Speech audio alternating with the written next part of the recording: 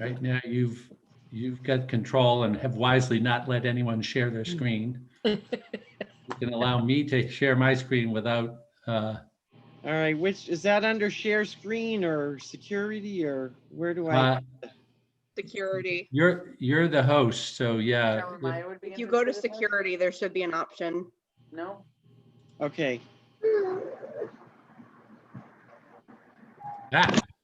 There we go. Hey, Brian, you probably should mute yourself for right now because the baby keeps coming up on the screen. Oh, look at this. Okay, here we go. Now we're talking. All right. So I think I hope you're, oops, I gotta set it so you're seeing Want to see him? there we go. That's good. So you guys can see that okay? Pretty much. Yep. Yes. All right. So basically, let me go to get my pointer here. So basically, what a vaccine does is it makes your body produce an immune response against whatever the bug is that you're trying to avoid. And so there are multiple different types of vaccines. So there are some live vaccines, like one of the polio vaccines is a live vaccine. There are dead vaccines where they take whatever it is that they're trying to avoid you getting, and they kill it, inactivate it, but inject it so that your immune system responds to it. There are protein or subunit vaccines where they just take a piece of whatever the bug is and inject that. And then there's there are two whole new classes that have come out with, well, one is brand new with COVID, and that's the mRNA vaccines. And then the virus vectored vaccines are still pretty unusual. And what they are is vaccines that use a virus that is a live virus, but it is weakened so that it either can't replicate or it can't cause disease. And it has a piece of, in this case, the COVID virus inserted into it. So the virus comes into your body, but it's not virulent enough to make you sick, but it has a piece of the vaccine of the COVID virus in it. And so your body mounts an immune response to that. And I'm afraid over here doesn't show you too well, but the nucleic acid vaccines, or mRNA is a nucleic acid vaccine, and you inject it into the cell, and the messenger RNA, which is what that is, instructs your cells to make the COVID spike protein. That's the COVID spike protein. So your cells make all this protein from the COVID virus, but it's not a complete virus. It's only the protein that generates an immune response. And so your body reacts to it and generates an immune response.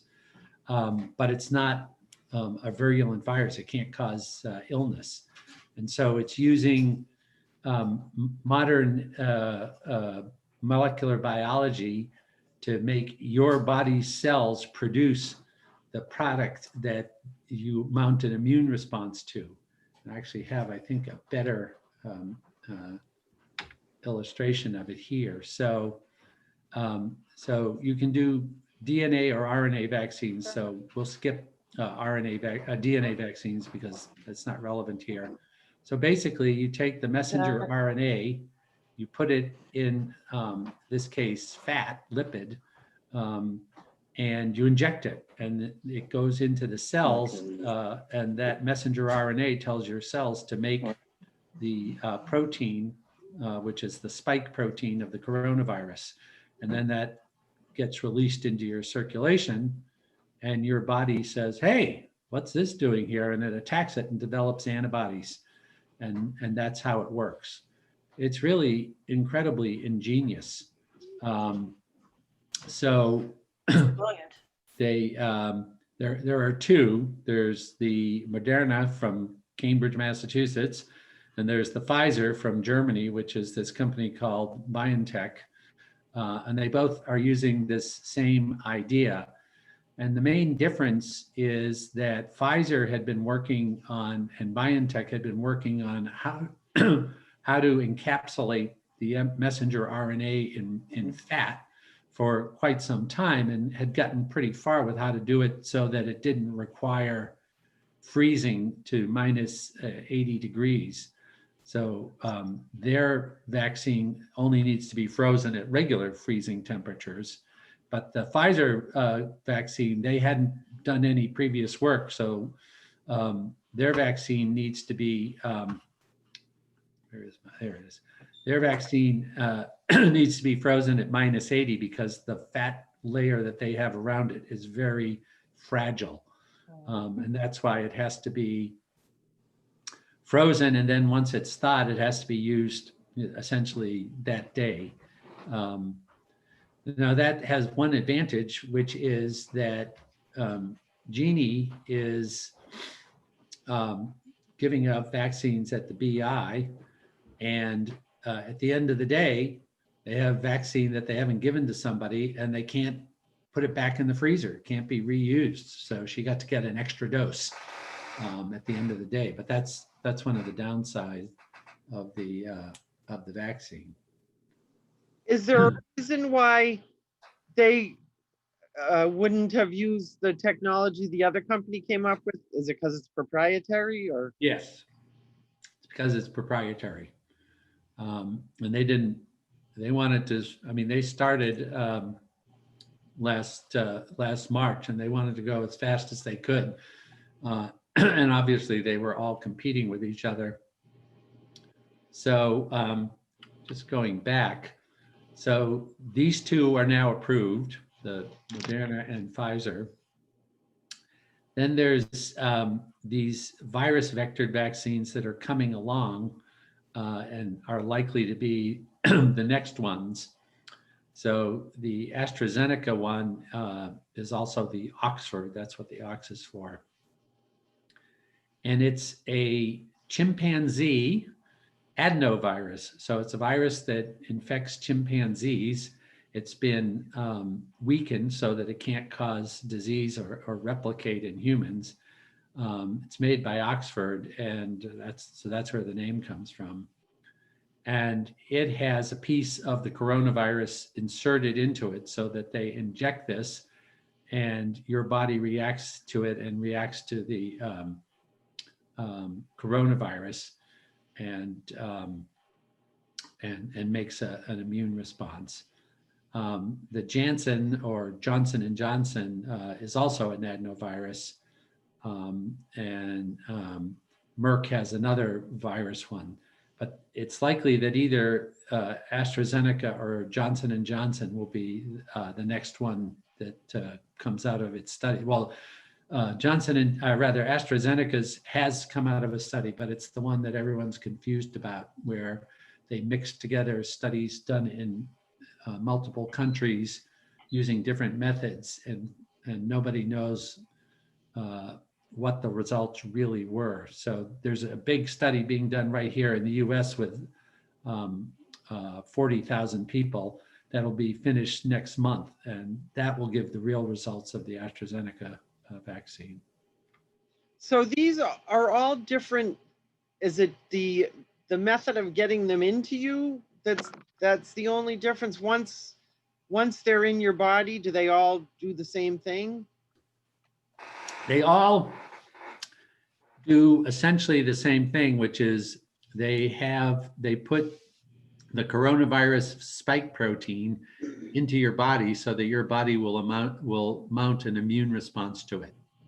So they just do it in different ways. The mRNA vaccines have the genetic code that has your cells produce the spike protein.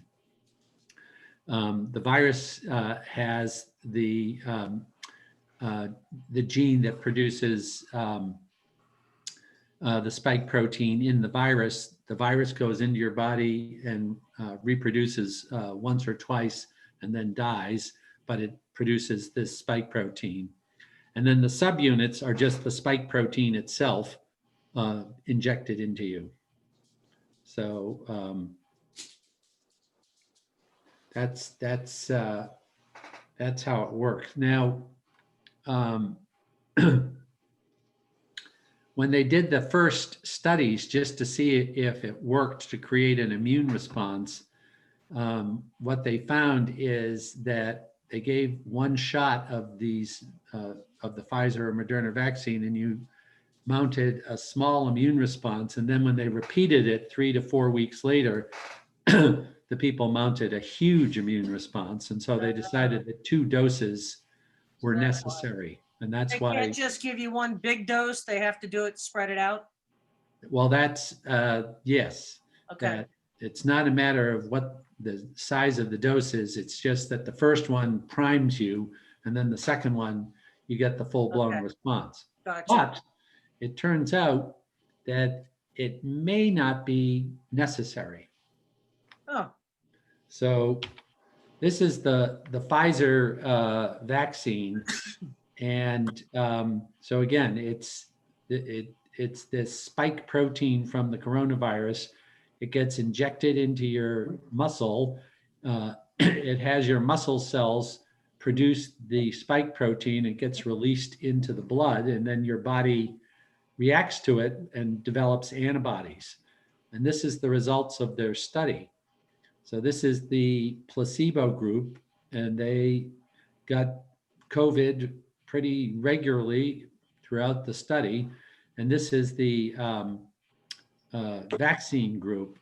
And they basically had no infections after 10 days, even though they didn't get the second dose until 28 days later. This is when they got the second dose. But you can see it was almost completely effective after 10 days. So a single dose actually worked. But they did get the second dose, so nobody really knows whether that second dose is essential or not. But it looks like it's not. Is it possible that like some people need a second dose and some people don't? Yep, that's possible. And how long is the immunity? I know you probably don't have the data, but how long do you expect the immunity to last? You would expect it to last a long time. You would expect it to last a couple of years or longer. So, Because I mean, I remember I was watching the news today, and they were talking about something about a different there's a different strain of coronavirus that's even more deadly. there's a variant of it in England right now. It's not more deadly. It's just more infectious. That's okay. That makes it. I got it secondhand, so I was like, huh? Yeah. So, and so that's the worry. If you get a measles vaccine, it's essentially good for life. If you get a flu vaccine, it's good for a year. Well, it's actually good for several years, but the flu changes, and so the new flu the next year will not be inactivated by last year's flu vaccine. So right now, the hope and most of the evidence is that the coronavirus won't change enough that it'll be like flu. It'll be more like measles, where one vaccination will be all you need. So this is the Moderna vaccine, and it's the same thing. It was pretty much completely effective after the first dose within about 10 days, because with Moderna, they got the second dose at 3 weeks, not at 4 weeks. And if you look at the table, this is people who only received one dose. And for people who only received one dose, it was 80% effective. So And when you look after 2 weeks after the first dose, it was Wow. over 90% effective. That's pretty good. So that's very, very encouraging. And even for older people, the effectiveness was over 85%. So they're both great vaccines. They're both amazing. And I think they're better than anyone ever hoped. So, Hey, Dick, is that saying that 65 years and older, it's like 86% yes, effective? How come it's not 90 something percent effective like the others, like the other people? You know what I mean? because Because you're old. vaccines tend not to work as well in older people, but that's awfully good. I mean, it's Oh, pretty yeah, close to yeah. 90%. Yeah.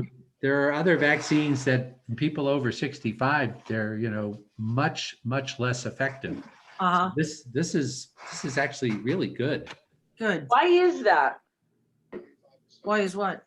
Why is a vaccine, some vaccines less effective if you're over 65? Because your body's less effective at making antibodies. What that's what true. what can I do now that I couldn't do when I was 30? I can't do any of that now, so why should that right? It's all That's relative. true. Makes sense. Logical. They said the Vicky, middle, yeah, they said it was the golden years. Uh-huh. Maybe you could have one of the youngsters get you a fake ID and change your birthday. There you go. Then you'd be okay. Is it true that somebody said that, somebody mentioned to me that they heard that people in their 30s are more likely to get, like these side effects like Bell's palsy, and what was the other one? I forgot.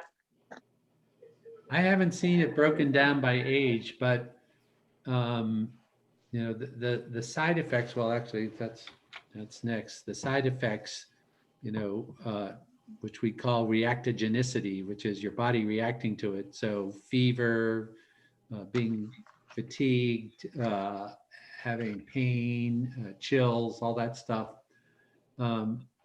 It's fairly common, but it's very mild. And, that is a sign that your body is responding to the vaccine. It's, you're getting symptoms of if you had the actual disease itself, except they're much milder and they're not going to kill you.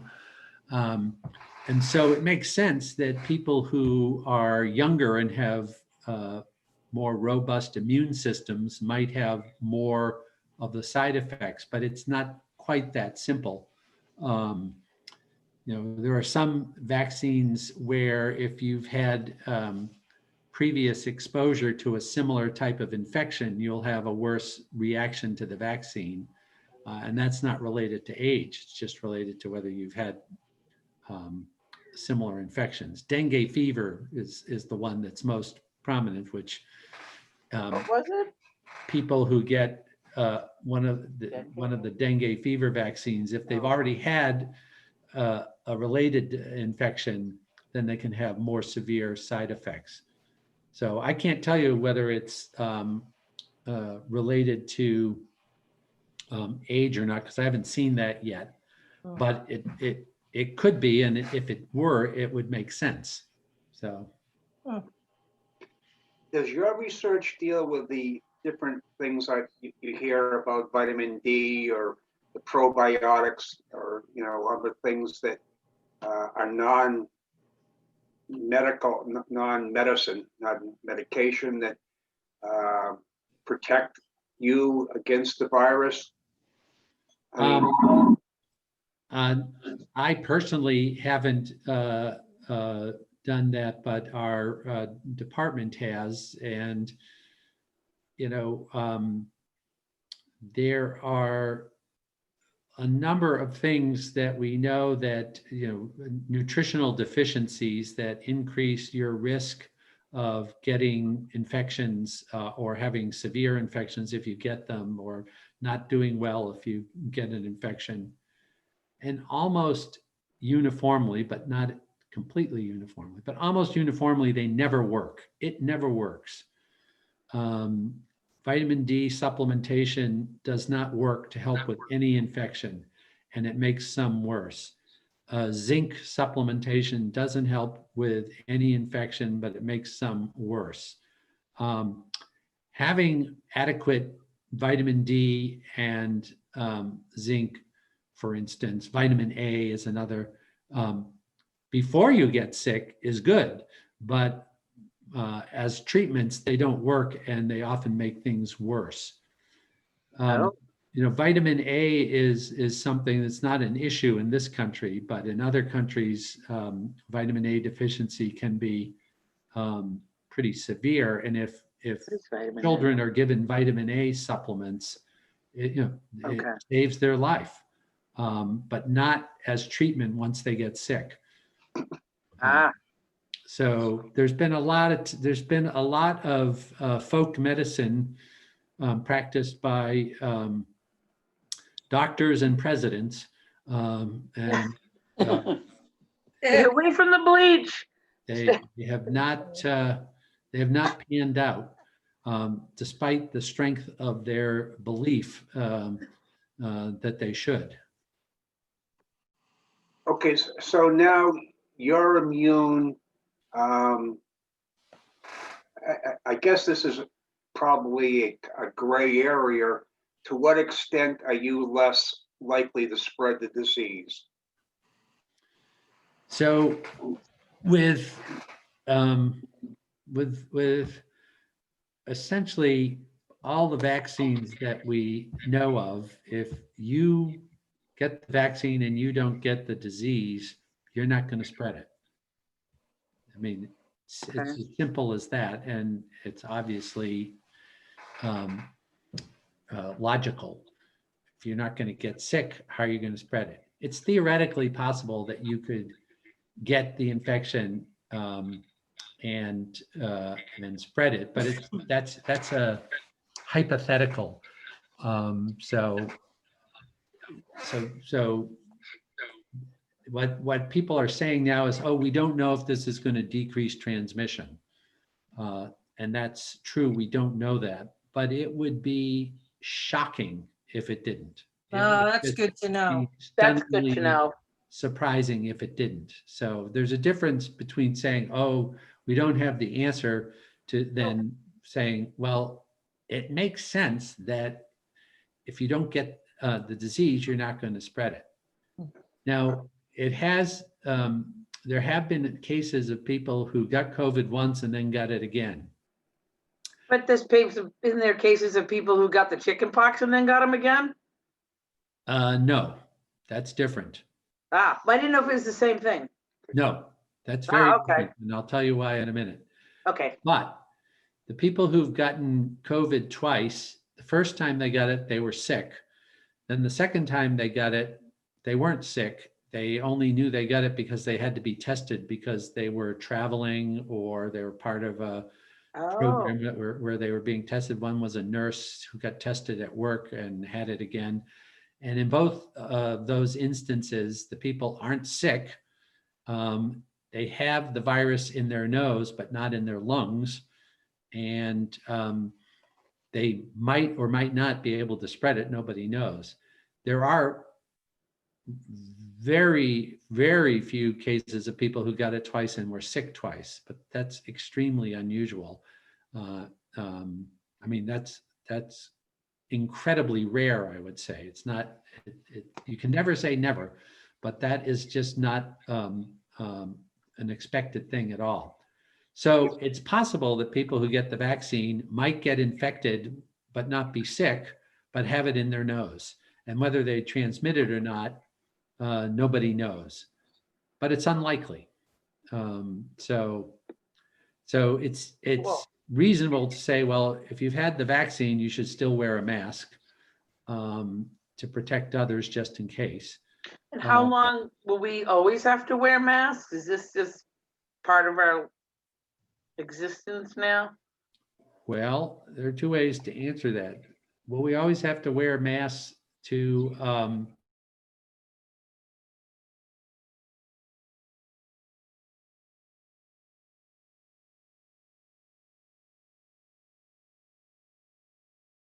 prevents and other things? And I'm sure the answer to that will be yes. I think Yeah. masks will become I'm much right. more common like they are in Asia. Yeah, You learn. know, I mean, we chose, in my daycare, we chose to wear masks anytime we're down there all the time, 10 hours a day. I don't make kids. But I'm not, I'm not gonna, but nobody seemed, Well, you should. You should. well, Now, they to get do to it the at the preschool. They do it when they come in. Nobody comes past the mudroom. Nobody's allowed in the daycare except for Dave and I. That's it. And the kids. Mhm. I have a You should question still for wear you. masks. But let me just quickly mention chicken pox, since Oh. that came up. Oh, So yeah. chicken pox, everyone gets when they're a kid. But the thing about chicken pox is you get it for life. It never goes away. It's in your body for the rest of your life. Oh. And later on in life, if you're unlucky, it gives you shingles. He just said. So shingles is chicken pox. But instead of being chicken pox causing pox all over your body, it's chicken pox causing pox along one nerve line in your body, or two or more if you're really unlucky. And so it's not a new infection. You're not reinfected. You've had it since you were a kid, and then it comes back. And so now there is a chicken pox, or rather a shingles vaccine. There are two actually, and they boost your immune system so that you don't get shingles. They don't prevent you from getting infected because you already are. But there is a vaccine to prevent kids from getting chicken pox now, and that's good. But for most people on this call, I'm just looking around. Mel, you might be one of the lucky ones. I don't know if you escaped chicken pox or did you get it? You're muted. You're muted, but you're shaking your head, so. Sorry, I think we all got it. I think Derek got it despite having the vaccine, right? You're muted, Mom. Yeah, so, The older yeah. three had chicken pox and the twins got the vaccine, but Derek got chicken pox anyway. Whoops. Well, I'll tell you a little story. Lelia and Clara both got chicken pox at Christmas one year. Oh, no. I think Clara was only 2, which isn't good. You don't like it when they're that young. Lelia was 5. And they both had a miserable, miserable Christmas sitting in the bathtub full of oatmeal. And after they recovered, Lelia asked me, how come in a shot to prevent chicken pox? Uh-oh, I can see can you guys hear me? Yeah. Okay, Yes. I got a signal that my internet was weak. So I said to Leah, well, there is a shot that prevents chicken pox and they give it in Japan, but it hasn't been approved to be used in the US. And she said, well, that's really unfair. It's unfair that Japanese children don't have to get chicken pox, but we American children do. That's just unfair. So I went to work that day and I ran into a friend of mine who was on the advisory committee for immunization practices for the US CDC that sets the recommendations for vaccines. And I said, my kids had chickenpox over Christmas and my daughter thinks that it's a violation of human rights that American kids get chickenpox and Japanese children don't. And he said, oh, we have a conference call later today to discuss whether we're going to approve the vaccine. So I'll bring that up. So I saw him the next day and he said, I told everyone on the call that your daughter thought it was unfair that American kids got chickenpox and couldn't get the vaccine, but Japanese kids could get it. And we passed it unanimously that it's now a recommended vaccine. Yay.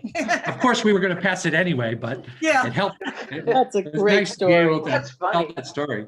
So I told Leah, and Leah for several years thought that she was responsible for the chickenpox vaccine being approved in the US. My She was. question, my question to you, Dick, is, and this has kind of been bothering me a little bit. we haven't heard anything if there are any interactions with people that take a lot of prescriptions for various reasons, like me, because I'm a cardiac patient and I take a lot of real strong pills that are related to my heart rate and things like that. And is it safe to take, a vaccination when you're, loaded up with stuff like metoprolol and amiodarone and all that kind of stuff like I am? Is there any chance I could have a bad reaction of some sort as a result of all of the pile of medications I take, or is it just like the flu shot, which I was able to take, and that's no big deal? Joanne can't. There really aren't hear interactions between Joanne. vaccines and drugs. Good. That was So, my big question. I was wondering I- about that. As I said earlier, never say never. Yeah, I know, Something but has- There's been something that's always happened at least once, so Yeah. I wouldn't tell you, no, that's impossible. yeah, but it would be Basically, unusual. vaccines and drugs don't interact. Drugs and drugs interact all the time. and Hey. never a problem, but So glad to hear that. But, having cardiac disease is one of the reasons that you want to get this vaccine. That's because right. That's if you right. get COVID, you're at much greater risk of getting severely ill Right. Yeah, I Um, know. than if you didn't have heart problems. Yep. I expect I'll probably be in one of the sooner rather than later groups, probably because of the comorbidity of my heart issue. I'm in serious AFib and have Uh-huh. been for some time. So yeah, we'll see how it goes. Can I ask a question about, now that you talked about the shingles vaccine? Uh-huh, Can you hear me? yeah, Oh, okay. This is Paula. I got the shingles vaccine a month ago, and now I may have an opportunity soon to get the Moderna vaccine, and I'm wondering if it's not a good idea to get it in between the two shingles shots. Should I tell her? that's a very good question, and I can't give you a clear answer to it. I can tell you what I would recommend, but I can't tell you that it's based on anything other than guesswork. Maybe Button, educated guesswork. BUTTON? Because if you have a chance to get the COVID vaccine, I would get it. It's much more important than the shingles vaccine. It's possible that your body might be ramped up so that you would have more side effects from the vaccine than if you hadn't had the shingles recently, but they are completely different. But the shingles vaccine has a component to it that's called an adjuvant that basically is there to rev up your immune system so that you respond to the part. So the vaccine is what you make antibodies to, but the adjuvant just stimulates your immune system broadly. So having had that, you might have more side effects from the vaccine. It's possible. It's not guaranteed, but it's possible. And so that's just something to be aware of. But I would say there's no reason not to get it. I wouldn't get them both at the same time. No. And I would prioritize getting your COVID if you can. And the second dose of the shingles vaccine doesn't have to be specifically timed. So it depends. I mean, if your next dose of the shingles vaccine is next week, it'd be reasonable to get it because you're probably not going to get the COVID vaccine for a couple of months. It won't be available for a couple of months. Okay, well, I appreciate knowing that. And there's no reason to think a latex allergy would interact with any of those vaccines, right? No, Okay. as long as the good. person giving it to you isn't wearing latex gloves. Good point. No, I mean, Or the Yes, DMR. yes. there's no eggs used, so people who have egg allergies aren't at risk.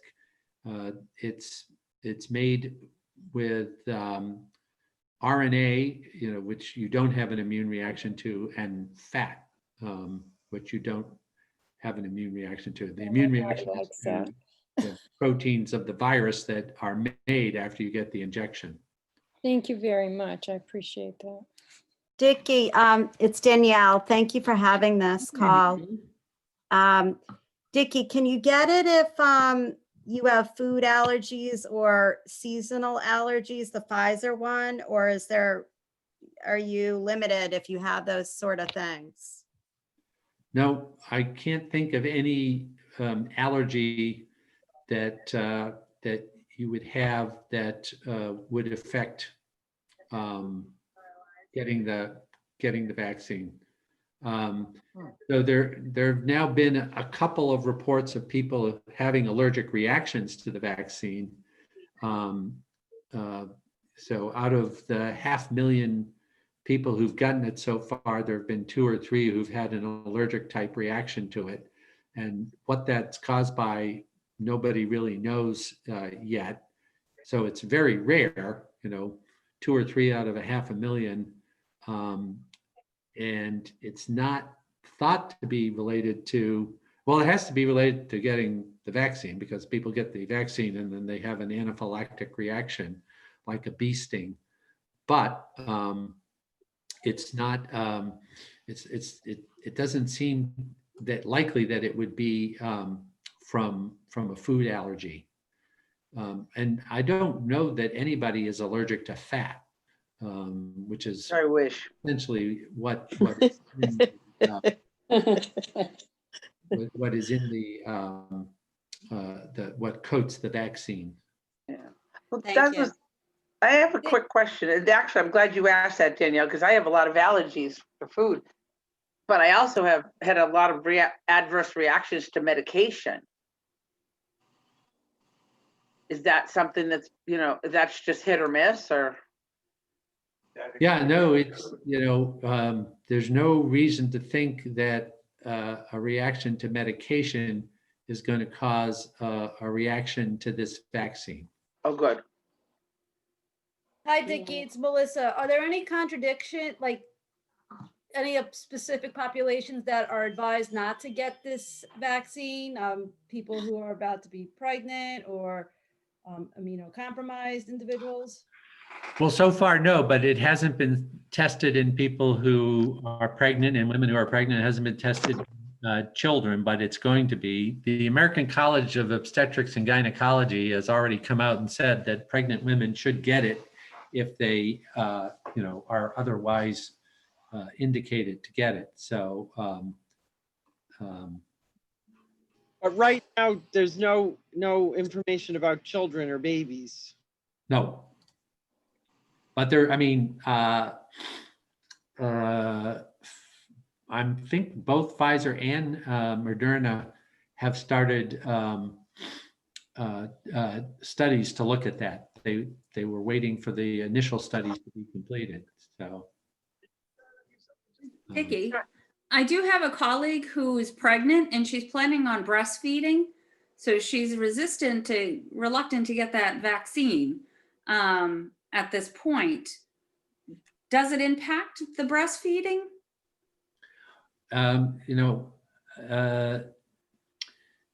The only way it would affect it is in a good way. Okay. Maternal antibodies are passed in breast milk, and that's good. That's why babies are protected from a lot of infections during their early life while they're nursing, because they're getting antibodies from their mother. So that would be the antibodies. The antibodies are not harmful. They're good. I think she was more afraid of the substrate in the vaccination, but it's only a fat. Okay. All right. I actually will pass along that information. Tiny globule of fat. It's Okay. less than you get in a typical hamburger. Okay. Oh, Wow. hey, I got a question. Thank you. What about somebody who, and that goes along the same line. So is the answer, so basically, if I'm understanding right, so somebody who's thinking of getting pregnant in the next 6 months to a year, is gonna be okay to take the shot, and then, like, if they get pregnant a month later, they're gonna be okay? Presumably, I mean, it hasn't been studied yet, but there's Okay. no reason to think that there's any problem. There's And no there's evidence reason proving that otherwise. it's much worse to get COVID when you're pregnant than to not get it. So Okay. Thanks. I got one more thing I'll show you. Let's see if that's come up. Does that come up? You seeing the Yes. timeline? Yep, I can see it. The ACIP, I mentioned, the Advisory Committee on Immunization Practices met today, and they've come up with these categories for who's going to get the vaccine. So, and they changed it a little bit today. So their two goals are to prevent people from getting sick and dying and to preserve the functioning of society. So group 1A is people who are long-term care facility residents, nursing homes. This would also include prisons, but that's something that is state by state decided, and healthcare workers. So that's group 1A. Then group 1B, which they changed today, they added people over 75 and then frontline essential workers who are not healthcare workers, but who do other jobs that are considered essential. And there are about 80 million people who are considered frontline essential workers now. And then 1C is people over 65 or people under 65 with medical conditions that put them at high risk, and then other essential workers. So that's the group that's going to get the vaccines first over the next couple of months. And then there's sort of working down from there. Oh, here you see there are 87 million frontline essential workers, 30 million frontline, and 57 million other. So that's who's in line to get the vaccine.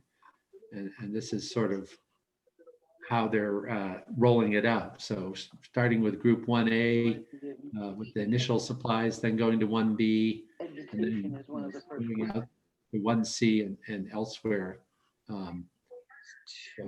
So the timeline of this is really uncertain, but it's likely to, that phase 1 in the 1A group will be the next two or more months. 1B will be right after that. And then phase 2 will be later in the spring. And phase 3 is likely not to be till next summer or even after.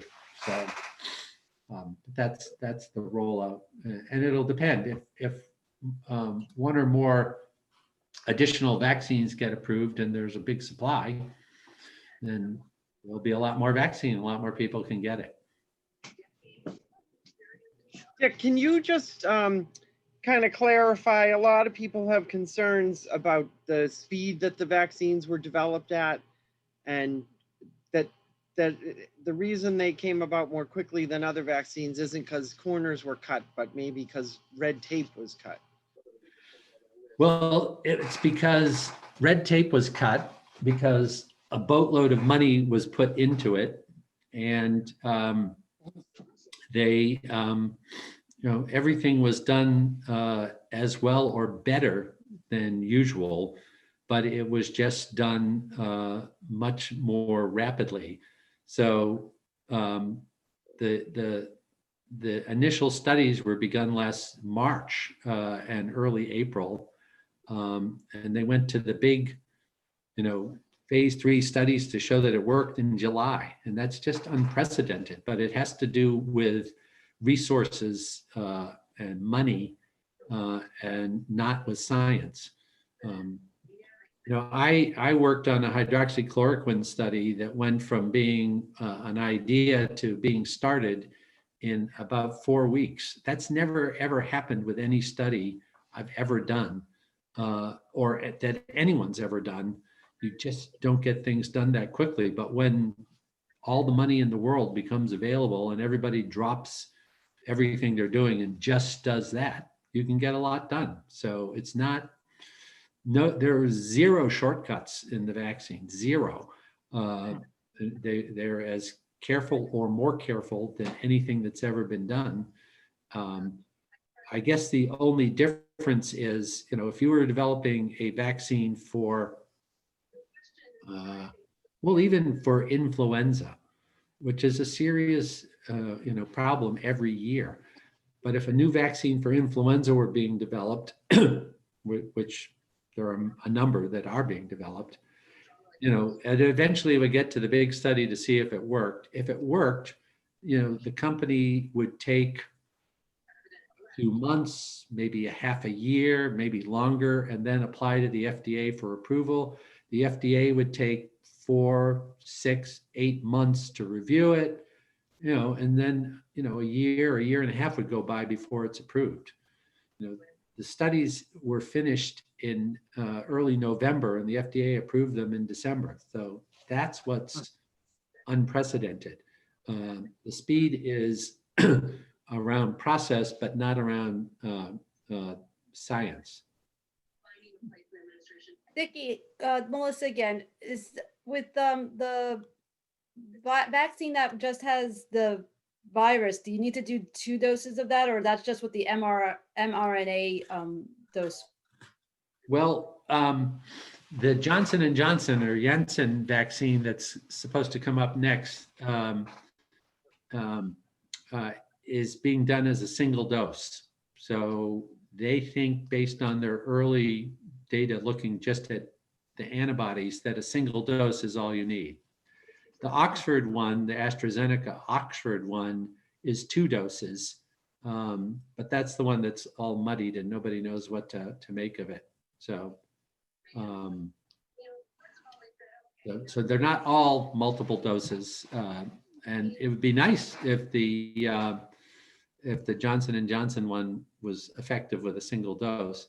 But the good news is that both the Moderna and Pfizer vaccines are effective with a single dose, even though people are going to get 2. That's what's so surprising and really amazing. So whether somebody has had it and then has the antibodies, or they get the vaccine, is their status the same after the fact? Well, so there are several questions buried in there. So if you've had COVID, are you as well off as if you get the vaccine? And it's not clear. As I said, some people have gotten reinfected, but it's unusual. Usually, if you've had the actual infection, you're better off than if you've had the vaccine. The vaccine isn't as effective at preventing you getting it again as the actual infection. However, that's not always the case. And so what's being recommended now is that people who are in a category that is supposed to get vaccinated should get vaccinated even if they've already had COVID. And I think that that's just being very cautious in case the vaccine might increase your resistance. But I actually don't believe it's really that important. But it's a policy. So my friend Ben, Ben Friedel had COVID last summer. And he just contacted me the other day and said that because he continues to see patients in a nursing home, the state of New York says you're going to get vaccinated. And he said he doesn't want to take vaccine away from someone who actually needs it since he's already had it. But I told him, it's easier to get the vaccine and not fight the policy. If they offer it to you, just take it. But I don't think it's necessary personally. But I can't prove that. So And Tony Fauci says people who've had it should get the vaccine. So I'm not going to argue with him. Good policy. So what your body is producing when you get the vaccine is not the disease, but the description of the disease, or? Fighting the disease. So the coronavirus is this virus, and it has this famous now spike protein. Every cartoon you see of the virus is of this covered in spikes. And what the spike protein does is it attaches the virus to the cells in your respiratory tract so that it can get inside and try to kill you. And when you get the mRNA vaccine, your body produces the spike protein, but there's no virus with it. So it can attach to the cells of your respiratory tract, but it can't get into them because there's nothing to get in. It's just the coating. It's not even an empty shell. It's just the fragment of the shell. So if you think of, the virus as a bullet, the outer casing pierces to get inside to do the damage, and then the interior, blows up and does the damage. Well, this is just the casing without any interior. So it can't do any damage. But your body says, oh, this bullet has come into my body. I better knock it off with antibodies, so that when you get exposed to the real virus in the future, your body responds to it before it can cause harm. So you're producing antibodies to the spike protein. Right. So, and are there other viruses that have spike proteins, or is this kind of unusual, or? Well, no, their viruses all have something on their surface that they're not called spike proteins, but they have something on their surface that's recognizable to the immune system. And spike protein is just a tool to get inside the cell. And other viruses have other things sticking out that help them attach to cells and get inside the cell to do their damage. So it's not unique. It's just the spike proteins and coronaviruses are very big. And so that's where they got their name, because it looks like a crown under a microscope, an electron microscope. And they, it's very prominent spikes, but every virus has something like that, that is how it gets into your cells.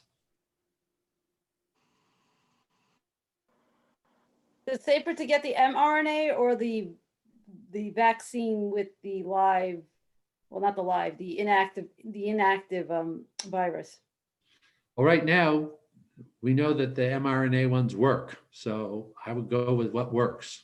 If the other ones work, then, it's a matter of which one's available, and then B, which one has the better side effect profile. But some of these other, the Oxford vaccine, the way they reported it, and what they've reported is a mess. So everyone's waiting for the US study to be done, because it will be much clearer. But what they reported is that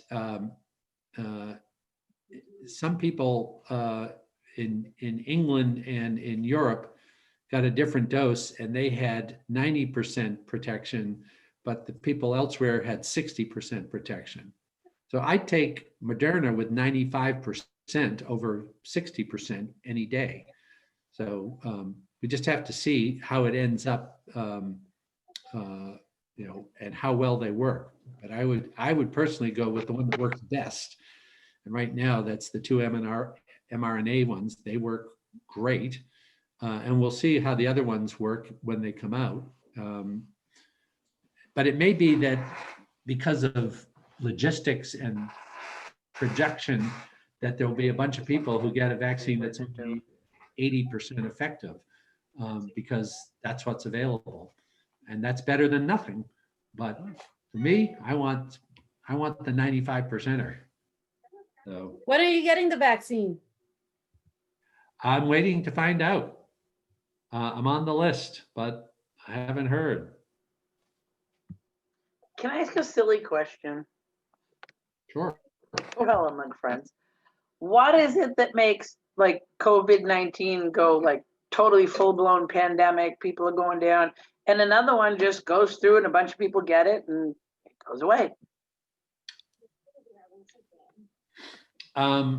Well, metaphorically, it's like, you know, the pinball that goes up and just hits every single flipper button Yeah, and scores 20,000 points just because everything happened to line up. okay. But why? Because no one on earth has ever seen this virus before. So it's completely new, so nobody's immune to it. And it turns out to be highly infectious. And people turn out to be incredibly stupid and do things to promote its transmission, even when they know that they shouldn't. And we don't have any way yet to stop it other than through behavior. And stopping diseases through behavior is something that's notably hard to achieve. But it's a virus that's new that no one's ever seen before, and it's highly infectious. Yeah, some guy yelled. I was at Walmart about a month ago, and some guy's like, "What are you wearing a mask for?" Because of, I wanted to say because of people like you, but I just kind of smiled and went away. Better to do that than to start a gunfight. Yeah, no, I don't want to be. I have, you know, my line of business. You don't want to end up on, you know, Facebook or 6 o'clock news. Do you think it came from a lab or No. from an animal? Came Or from would you rather not say? no, it came from bats. That's what I think too, but other people think it was from a lab. Yeah, Sean Hannity thinks it's from a lab. I'm not sure where he got his PhD. Oh, you listening to me? It did not, there's no evidence that it came from a lab. So does that mean like somebody got bit by a bat and therefore they got it and then passed it on? No. So what's happened with other viruses like this, so the SARS back 15 plus years ago came from bats, but it went through civets.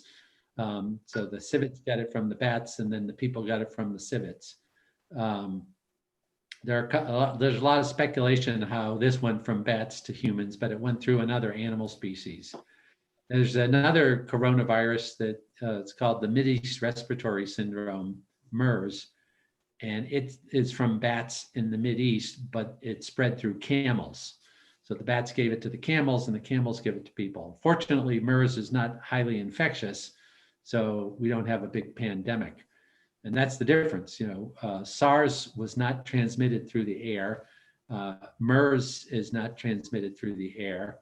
So they didn't become pandemics, but COVID is transmitted through the air, so it's a pandemic. It just traveled around the world so quickly because the world is so mobile. So all this cleaning and scrubbing and desanitizing is truly working? Well, what's most important are the behaviors of distancing and isolation, and then mask wearing, and then everything else on top of that is just icing on the cake. Well, I'm definitely going to encourage the older kids to start wearing their masks. So, how much is transmitted by surface contact rather than sneezes or spitting or whatever? Well, no one could say for sure, but it's largely transmitted through the air. And that's Okay. what's most important. And that's why, if someone says, well, I wash my hands, well, that's good, but not good enough, not nearly good enough, because it's transmitted through the air.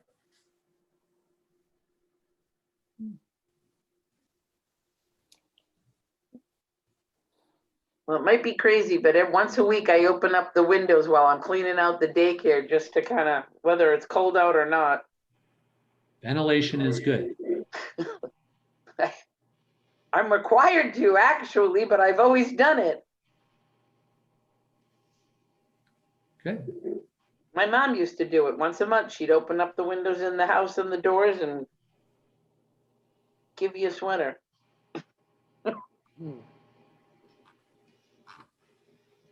It was awfully nice of you to spend this time explaining all of this in It such was. understandable terms. Well said, Paula. Appreciate it. really. Happy to do so. Muffy, thanks for setting it up. This was great. Thank you, Thank Dickie. you so much. Thank you so much. So much.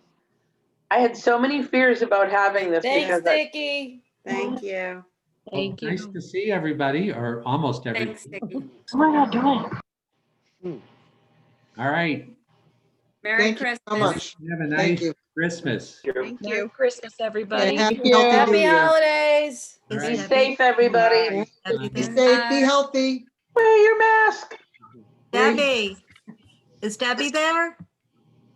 Yeah, Debbie's right there. Debbie, can you hear me? Unmute yourself. How's Mike doing? She left. Is he sick? Well, Muffy, do you know how Mike's doing? You and Debbie are both muted. We're not muted. Debbie's I'm muted. above Now it, I'm Debbie. off mute. There you Sorry, go, I don't Debbie. know how to work my phone. Debbie, we want to know how Mike's doing. He's doing well. He's gonna come home tomorrow. Wait, Oh, thank God. does he have COVID? No, he had a heart attack shoveling snow. Oh no, Debbie, when? Yesterday? Friday. Oh God, So I he did got the not know. weekday shift, not the weekend shift. I'm so sorry, I didn't hear. He's okay though? Yeah, he's gonna be home tomorrow. He's doing well. Well, give them our best. Thanks, I will. Time to hire somebody. Yep, that's what I said. Merry Christmas, everyone. Merry Thank Christmas. you. Nice to see Love you, you Paula. guys. Thank you, Thanks for Margaret. inviting us. Thank you, Muffy. Bye. Bye. Yeah, thanks, Muffy. Thank you. Yeah. Appreciate that. Yes, it was a very good idea. I figured it was better to have one session than me calling Dickie every hour and a half with another question. Poor guy would be like, wait a minute, I can't get rid of my sister. I didn't know Mike had a heart attack. Oh my Yeah. God, that's awful. Yeah, and my sister Jeannie got sick today, and Oh. now she's in the hospital with kidney stones. Ooh. Like I said, I am so sorry she's in the hospital with kidney stones. I'd rather have bamboo shoots shoved up my fingernail. Yeah. And you might think I'm exaggerating, but no. Well, It's like- Debbie's cat died the other night. I saw her. Right, and then Mike had a heart attack, and we're like, uh-oh, these things come in threes. What's next? So today, So Jeannie, we're like, okay, that's did three. he get to the hospital in time? I mean, obviously Yeah, he did. he didn't lose consciousness, but he had pain and numbness, and he told Deb, call 911. There's something wrong. They're gonna need to get a snowblower or somebody in there to do it for Yeah. him. Yeah, That was heart attack snow this weekend. he's a guy who's always being very careful about what he eats, and he takes care of himself, and he's he's got bad genes. I don't know if you remember my friend Wendy. She was tiny. I've lost her to cancer recently, but she lost 100 pounds. She ate right. She didn't eat junk. She didn't, blah, blah, blah. She was at home one night and she was, lifting a lot of boxes at work, and she thought, wow, I really pulled something. So about 10 o'clock at night, she used to be a paramedic, so she knows. She was like, okay, I'm getting the pain between my shoulder blades. That's it. I'm calling work. And Fallon, because Fallon, she worked for us, came and got her. She had a heart attack. And if she hadn't called, she wouldn't be here. Yeah. I mean, because she was having a silent MI. I mean, they said most women will ignore it and just be like, oh, my back hurts, Yeah. And she just, like Mike called 911. I mean, she's never ate junk, never ate crap, always ate organic if she could, and she died of cancer. Yeah. No lot. You know, Paula and Cian, it's so nice to see you. Yes, we'll have to Zoom more often. Yeah, yeah. this is Take a fun. pandemic. Can we have a Zoom party in a couple of weeks? When the craziness is over, we'll have to come out and visit you guys. That would be great. And everyone in your family doing okay? A New Year's Yep. Eve Zoom? Paula, everyone? Oh, okay, I didn't Yeah. know if you meant me. Most of us are okay. Cian's a little slow on the walking. The what? On the walking, she's having trouble walking. Oh, no. Well, you Are you had there, Cian? some knee surgery, Cian, or? Oh, I've got 2 new knees. Yeah, I need a hip now. yeah. Oh. How are the knees doing? Well, one of them hurts a lot. And it shouldn't because it's been 2 years, 2.5 years. Yeah, I had mine done almost 2.5, 3 years ago. And it's fine. Some of it is starting to subside now. Did Well, you? this is getting worse. It Linda? didn't hurt for a while. Oh, wow. Yeah, Linda, did you have both knees done? No, I had a partial done on my left knee because it was bone on bone. And I have to tell you, I went to the head of orthopedic surgery at UMass. And he looked at me and, you know, number one, I waited 2.5 hours to see him after my appointment. And he came in and he had this little nurse, this little student following him with, he took one look at me because I was 270 pounds at the time and said, calculate Miss Knight's BMI. And he looked at me point blank and went, I can't help you unless you lose 100 pounds. So take some Tylenol, and walked out of the room. I went to another doctor, and Dr. Ponger's absolutely hysterical, okay? He looked at me and he goes, listen, I'm not going to give you a lecture about your weight, but you're bone on bone. How young are you? I said, 53. And he goes, yeah, we can't wait any longer. We need to do a partial on you because this is not, you can't exercise if you're bone on bone in your knee. You can't. Yeah. He goes, I'll worry about the knee. You worry about the rest of it. He goes, and I want to know the name of the doctor. And I had to tell him. He was like, yeah, well, he's going to hear from me. He was pissed. Yeah, that's terrible. You know? Terrible. But it was necessary to, you know, now, you know, at least I still every once in a while have pain on the inside and I have to go down the stairs like one at a time, but that's okay. At least I can do what I can do, and it is what it is. Yeah. Well, I just got an update on Jeannie. Oh, what happened? They're going to send her home tomorrow. Okay. Shit, You're not gonna mostly. blast them or anything, huh? I don't know. I guess they have her on antibiotics and fluids and Pain meds? I hope so. Yeah, me too. I had a 6 millimeter once and I was like, oh my God. Yeah. I think you had to pick me up after one of the procedures for that. Yeah. I don't think you want to be in the hospital these days, so it's good she got No. right out. Yeah, No, go Debbie's home. husband was very upset that he had to go to the hospital with the heart attack. Oh, whew. Mike? Yeah. Debbie was like, no, I'm calling 911. You're going. Debbie and Mike are being super careful. They both work from home and, you know, they get their groceries delivered. They don't leave the house. You know, they get groceries left on the steps and they scrub everything down as they bring it in. And, you know, they were being super careful. So the idea of Wow. going to a hospital was horrifying to Mike. What? Especially Well, because they sent him to Brockton, which is a real hot spot. Oh no. We just Instead of- lost one of the retired cops who went to the hospital with something else. I don't know what he went with. And he was in for 3 weeks, caught COVID and died. Oh, Yeah. God. It's like, I know, and I'm actually gonna try to get my kids 3 and over to wear a mask, but anybody who's required to wear a mask, the younger kids, the older kids, they're in preschool 3 hours a day. And then when they come back, they're napping.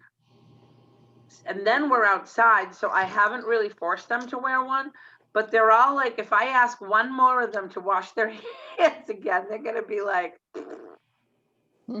Yeah. I actually have discovered, ladies, that Legos can be washed in the washing machine and they don't do a lot of damage. Good to know. I'm not, I have to hand sanitize all the toys. I had to take out all the soft toys. I had to take out all the pillows. So now those grocery bags we use, the recycle ones, Mm-hmm. that their jackets aren't allowed to touch. So everybody has their own grocery bag, or, I've got various bags around the house. So everybody's got their bag that their outside stuff goes in. And everybody's got a bag in the daycare with their blanket, their snuggle buddy, whatever the stuffed toy is they want to sleep with. And everybody's designated a sheet. Everybody's designated